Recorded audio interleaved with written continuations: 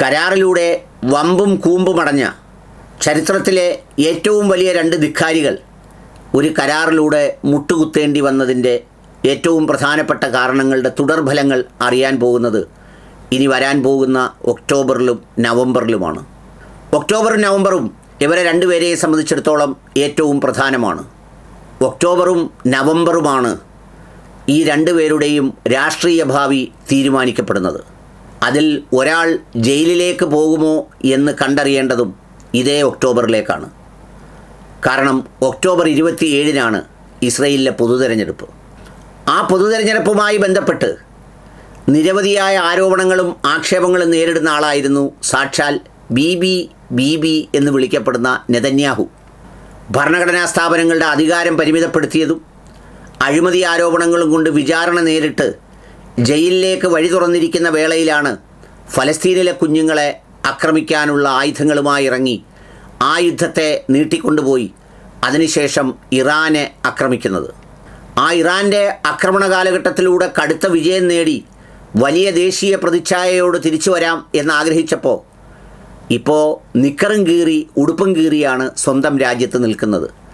ഒന്നും നേടാനായില്ലെന്ന് മാത്രമല്ല, ഇറാന് നഷ്ടപരിഹാരവും എല്ലാ തരത്തിലുള്ള സാമ്പത്തിക സ്വാതന്ത്ര്യവും എല്ലാ തരത്തിലുള്ള ഉപരോധം നീക്കലും അടക്കം സർവ്വ സ്വാതന്ത്ര്യങ്ങളും നൽകിയിരിക്കുന്ന ഈ വേളയിൽ സ്വന്തം രാജ്യത്ത് ഒന്നും പറയാനില്ലാത്ത സ്ഥിതിയിലാണ് ബീബി എന്ന നെതന്യാഹു.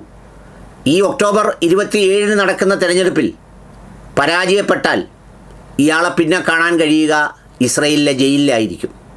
ഒരുപക്ഷെ ലോക ക്രിമിനൽ കോടതി എടുത്ത കേസിൽ ശിക്ഷിക്കപ്പെട്ട് കിടക്കുന്നത് കാണാൻ കഴിഞ്ഞില്ലെങ്കിലും സ്വന്തം രാജ്യത്തിൻ്റെ നിയമവ്യവസ്ഥയ്ക്ക് വിധേയമായി അകത്തു പോകുന്ന ബീബിയെ കാണേണ്ടി വരും.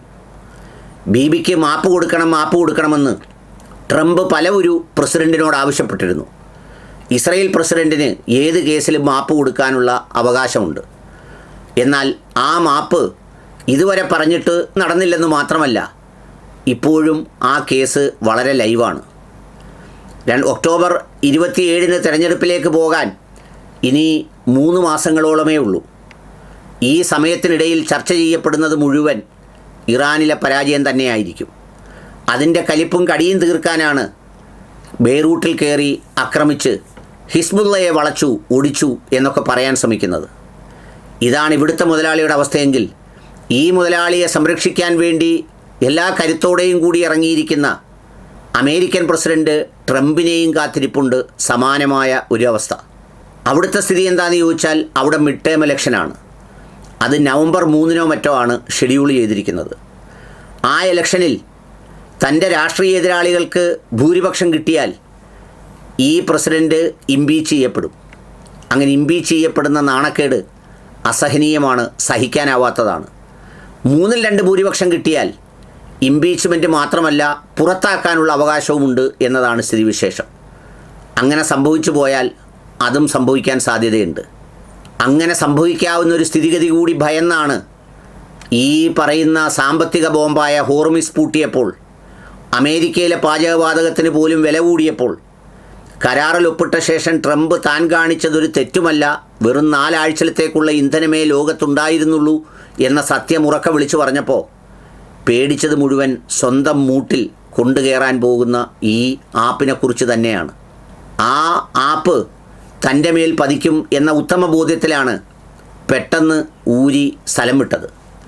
ഏതായാലും രണ്ടുപേരെയും കാത്ത് 2 തെരഞ്ഞെടുപ്പുണ്ട്. ആ തെരഞ്ഞെടുപ്പിൽ അതത് രാജ്യത്തെ ജനങ്ങൾ അത്രമേൽ അസഹനീയമാം വിധം സഹിച്ച ഇവർക്കെതിരെ വോട്ട് ചെയ്യുമെന്ന് തന്നെയാണ് എല്ലാവരും ഇപ്പോഴത്തെ പ്രീ പോൾ സർവേയിലൊക്കെ വിലയിരുത്തുന്നത്. അങ്ങനെയാണെങ്കിൽ ബീബി ഒരു സ്ഥലത്തും ബീബിയുടെ ബാബ മറ്റൊരു സ്ഥലത്തുമായിരിക്കും ചിലപ്പോൾ കാണാൻ കഴിയുക. അതും കാലം തന്നെ സാക്ഷിയാണ്. കാലം തന്നെ കാത്തുവച്ചിരിക്കുന്ന സമ്മാനമാണത്.